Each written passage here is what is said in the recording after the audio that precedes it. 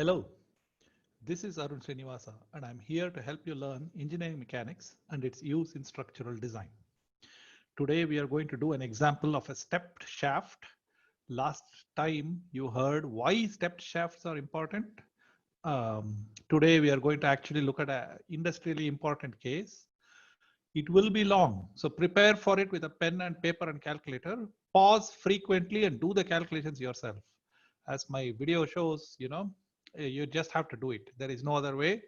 Watching me do it will only give you an illusion of understanding. So remember that you cannot build muscles by watching an exercise video. You have to do it. So have you got a pen, paper and calculator?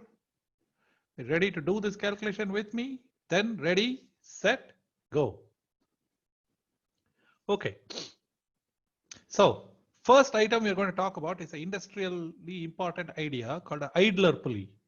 So belt and pulley systems, as I've shown here, are frequently used when we want to transmit torques to multiple shafts from a central motor, usually when they're far away and it's light, easy to do. So a typical situation I've shown you in a Toyota Tundra. Here is the actual machine. You can see that you can see in the background there's the power system. You can see the belt drive. This is a particular kind of belt drive. Usually you will have a single belt that is running everything from the AC compressor and so on. The one with the arrow is the driving pulley. All the others are driven ones.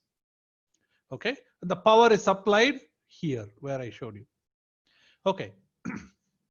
But if you don't want the driver pulleys to slip, you want to make sure that the contact between the belt and pulley is maximum. So you can see that is decided by this wrap angle. The larger this wrap angle, the better. So how do you control the wrap angle? By doing an idler pulley. So you deliberately change the angle at which it comes so that it wraps better. If you don't do it, you will not be able to get it through all these things. So idler pulleys are used to change the direction of the belt without any loss of torque. That's their purpose. Okay. In many cases, they are used to get the belt around obstacles. Can you see that this is an obstacle and this belt has to go from here to there. And so this idler pulley is made so that it goes up and goes around. Okay. They're also used to increase the wrap angle or increase the tension in the belt. So if you want better grip, you want to increase the tension. So that's another way to do it. Okay. So idler pulleys are extremely useful in these belt type systems. Okay. The main thing is we are going to design a shaft for an idler pulley. That's our task. The main thing to notice is that idler pulleys do not transmit torque. Their aim is to not suck out the torque themselves, but to transmit it from one place to another. Here's a problem. We got a shaft mounted V-belt idler pulley system shown below. Okay, so I have bearings, I have a sleeve, and then I have this idler pulley, and then I have two set screws that lock the pulley in place. So if I look at it from the end view, I can see there's my idler pulley, there are the belts, and notice that the tension on the belt on both the sides is exactly the same. So what happens is there is no net torque on this idler pulley. So the idler pulley the shaft is only bent, it's not twisted.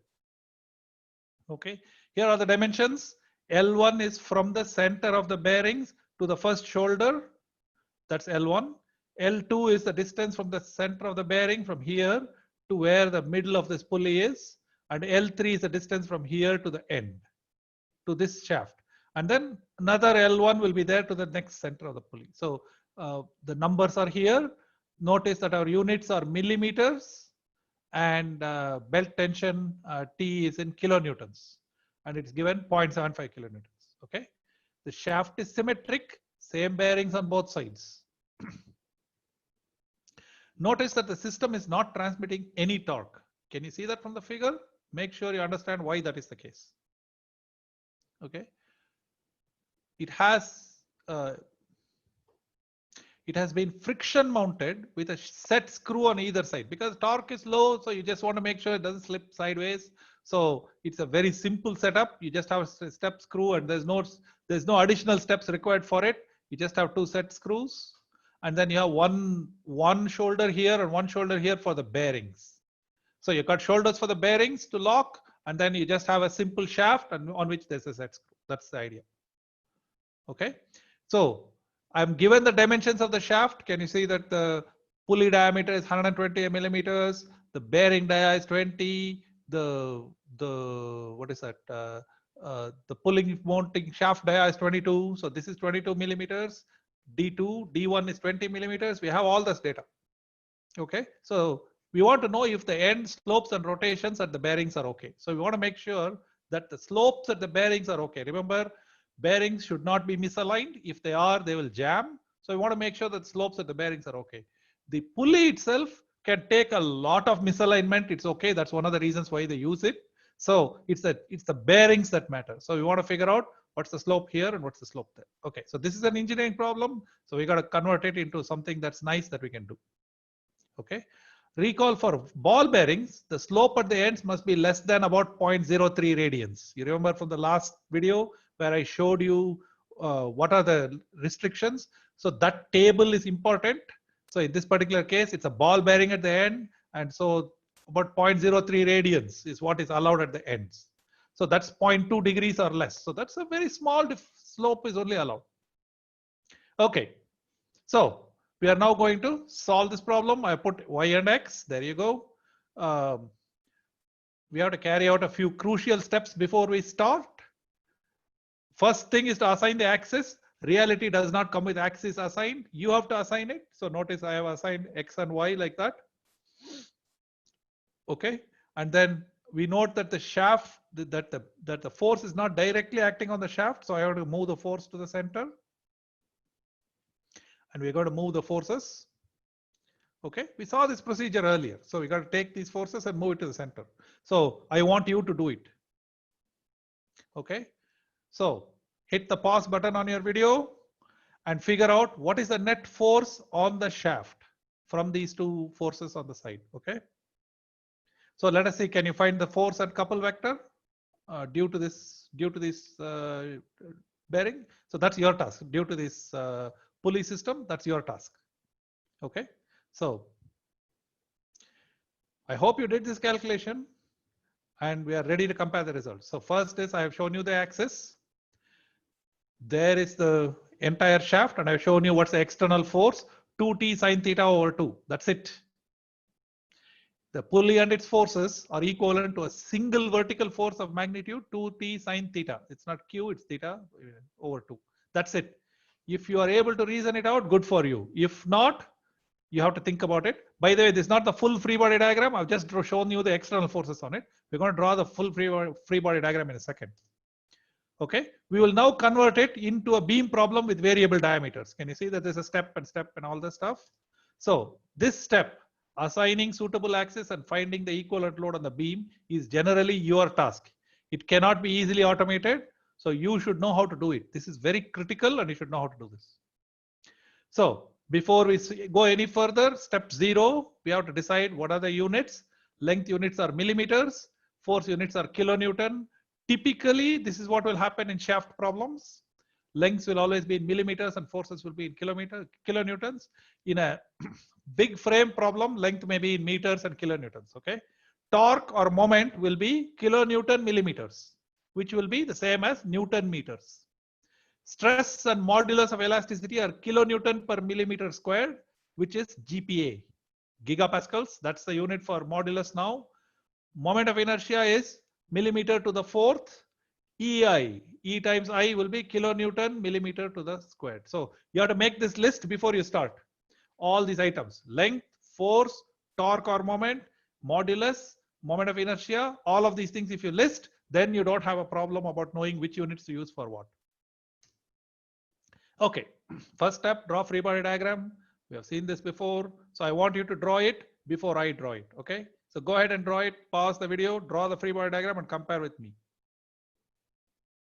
Okay, this is what I have. My original shaft was this. My free body diagram for the shaft was this. There are two reaction forces, R1 and R2, because it's a pin joint. Why is it a pin joint? Bearings are always treated as pin joints. So 2t sine theta over 2 turns out to be 0.75 kilonewtons, convenient. Okay, so it works out okay because 2 times sine theta over 2 happens to be equal to 1 just by accident. So things work out easily. Okay, now second step, write down the singularity function for Py of x and Cz of x. Go on now. You do it and compare with what I get. Don't wait for me to show you. Use my answers to verify yours. So substitute numbers. You don't have to keep everything in general, but you can substitute a number so that it's easier. So have you done it?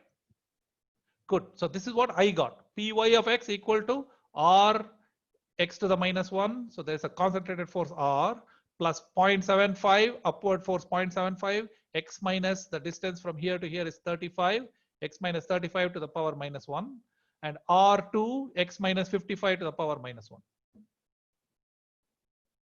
That's the length, and Cz of x equal to 0. Sorry, this should not be 55, this should be 70. I made a mistake here.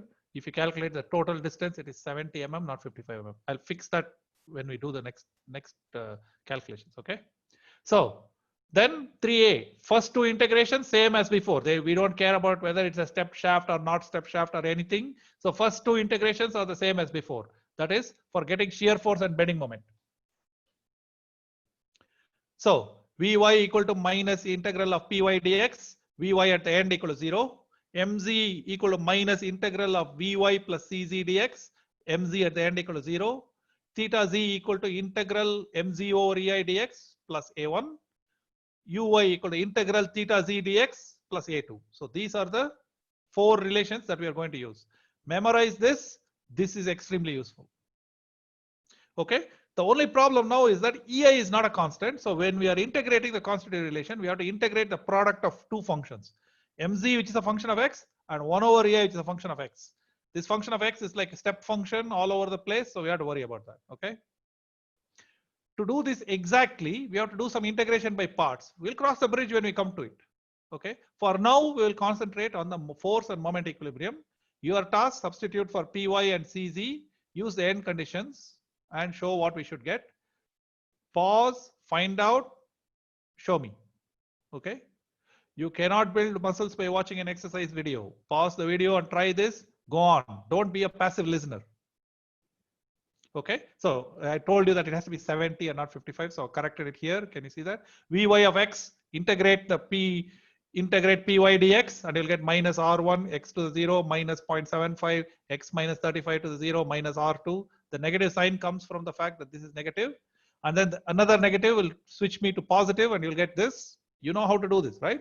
And then I'm going to keep our life simple. This is a statically determinate problem. How do I know?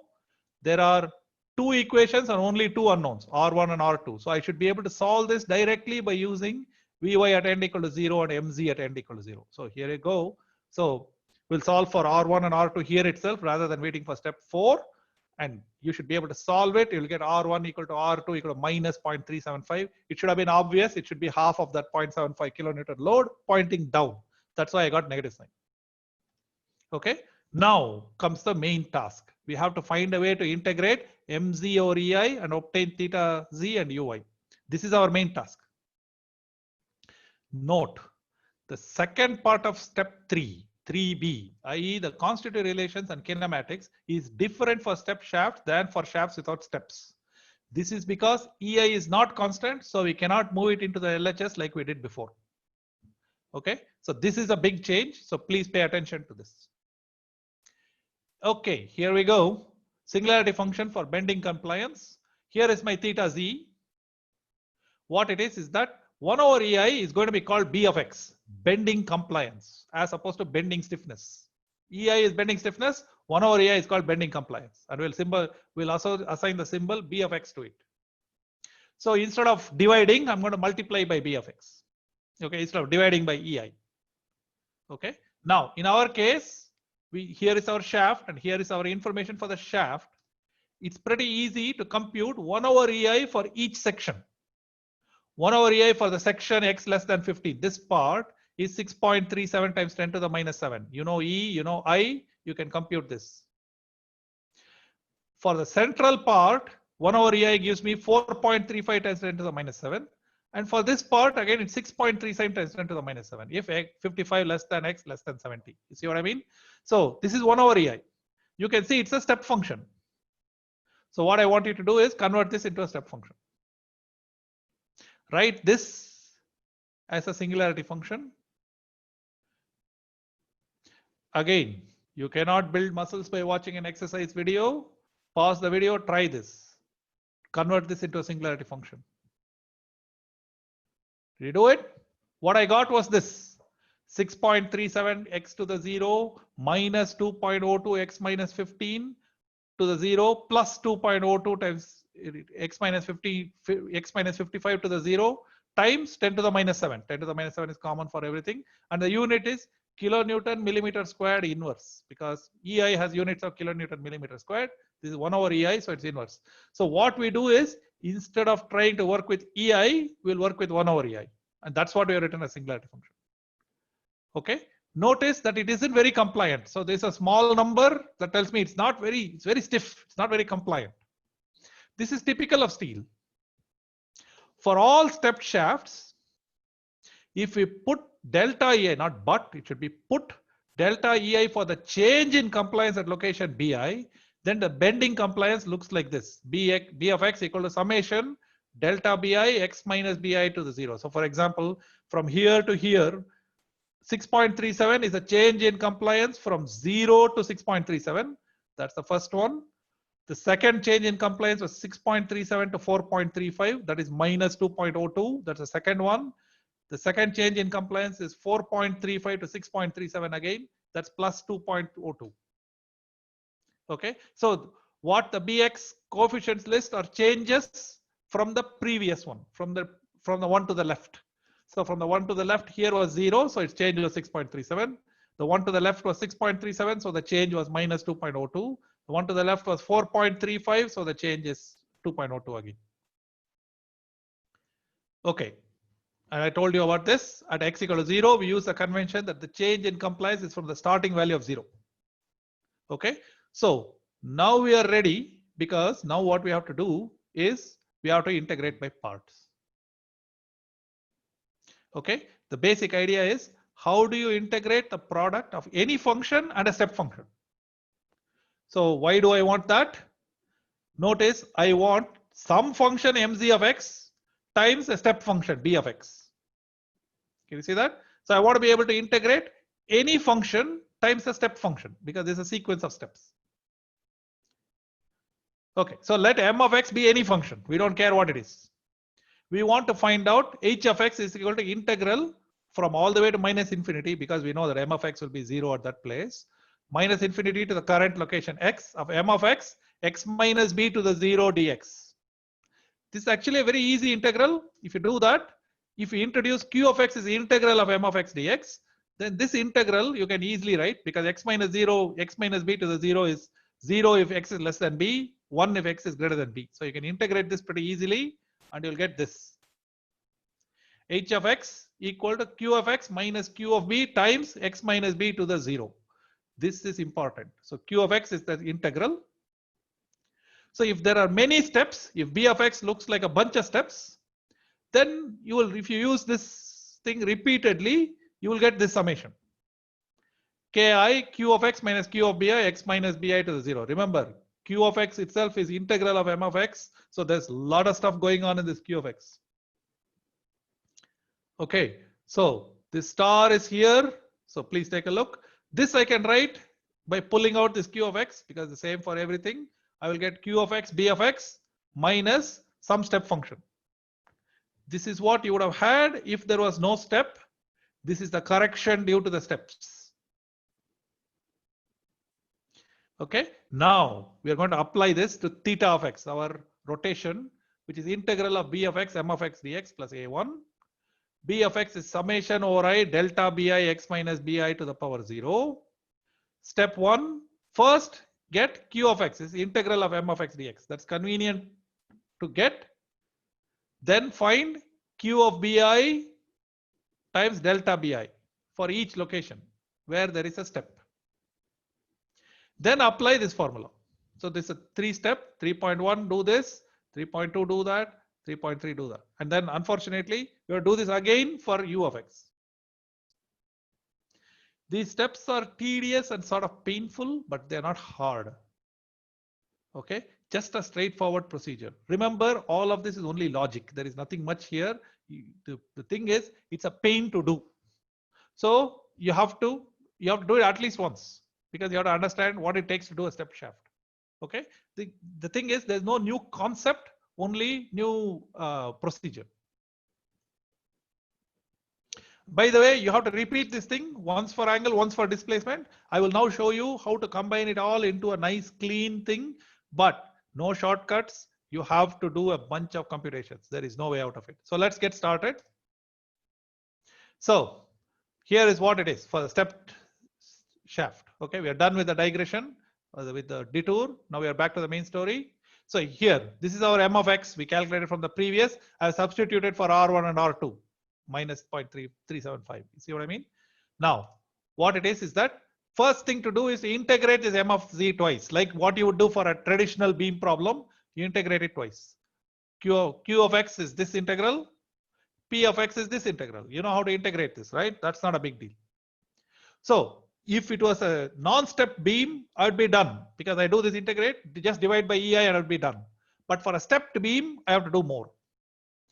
What you have to do is find the singularity function for the bending compliance, which we already did. B of x is this. We already did this. Okay. Now find the value of Q of x and P of x at each step where there is a step. This is painful. So this is what you have to repeatedly evaluate and get it done. Okay. So for this, Excel is very useful because once I program Q of x and P of x, I can find its value for any x. And I need it for at least 3 values of x.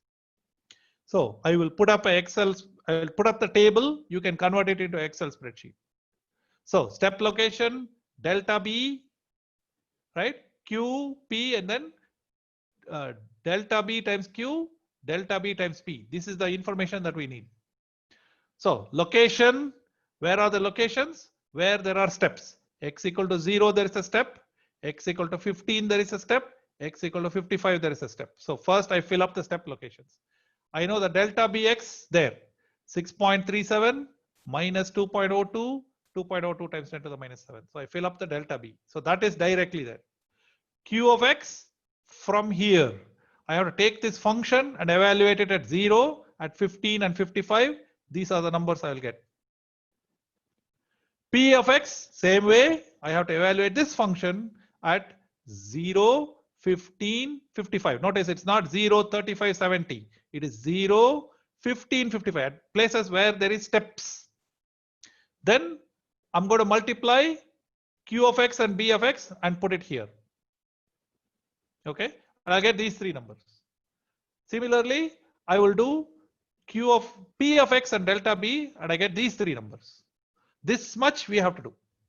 Once we are ready, now write theta z of x and uy of x. So we are ready for the last step.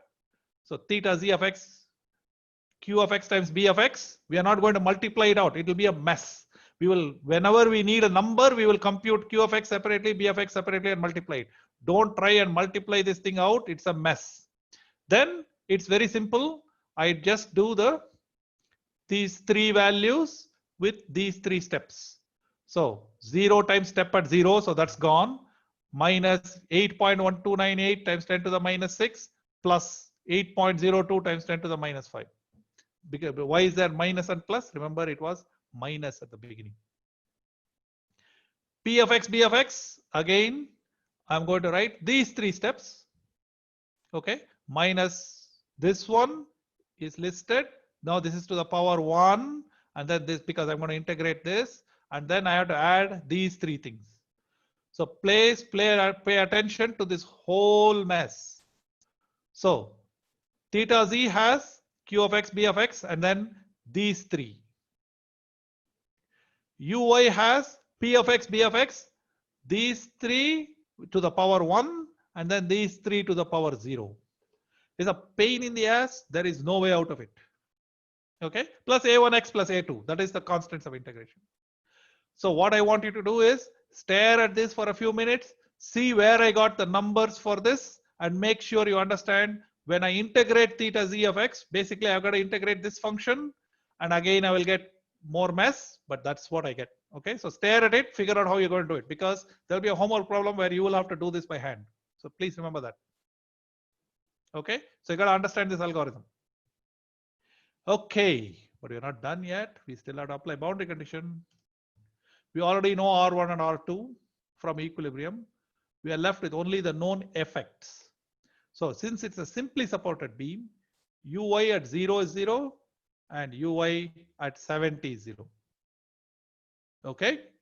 So Uy of x is this mess. P of x times B of x minus blah, blah, blah, blah, blah. Now put Uy of 0. So P of x is this. B of x is that. So don't multiply it and put, just compute the values and then do. Okay. Phew. Life is like that. We cannot do anything about it. Well, put x equal to 0, x equal to 70 and find Uy. Go on, pause the video, find out, and then you can compare with me. So what I got was this. P0 equal to 0, B0 equal to 0. Uy at 0 is A2. If I substitute x equal to 0 here, both P and B are 0. So I get this is 0, that's 0, that's 0, everything. A1x plus A2. A1 goes to A1x goes to 0, A2 equal to 0. So very good. So the boundary condition tells me that A2 must be 0. Excellent. For the next one, try again at x equal to 70. So substitute x equal to 70, compute these things. Now P of 70 is minus 13,506. B of 70 is 6.37 times 10 to the minus 7. So Uy at 70 equal to minus 0.0086 plus 70 times A1. So now the boundary tells me that A1 is 0.00012. Oops. Okay, so we are completed. We have found all the constants. And by now you have forgotten what the original problem is. So let's take a look at the original problem. So what we wanted to find out is whether the slopes at the beginnings or at the beginning and end slopes, whether they are okay. That means they must be less than 0.03 radians. Let's see if we can compute that. Is the angle at the bearings below the allowed values? Theta z equal to q of x, b of x minus blah, blah, blah. So what about theta z at x equal to 0? Put x equal to 0, evaluate it. Put x equal to 70, evaluate it. Don't be lazy. Do it now. It will give you practice. Go ahead. Okay. Theta 0 I got minus 0.00012, which is way safe because it needed to be only 0.013. Theta 70 is plus 0.0012, which is quite safe. The last result also serves to check as an answer. Since the beam is symmetric, the final slope must be negative of the initial slope. The beam is symmetric, right? So if the first slope is pointing down, then the final slope should be pointing up. So now we are ready. We have done this design. We have figured out that everything is safe.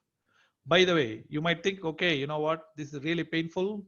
Hey, if you want to earn a salary and be respectable as an engineer, this is what you get paid for. Okay, to make sure that whatever you build is safe enough for people to use. You don't want your Toyota Tundra to explode when you're driving, do you? This is what it takes.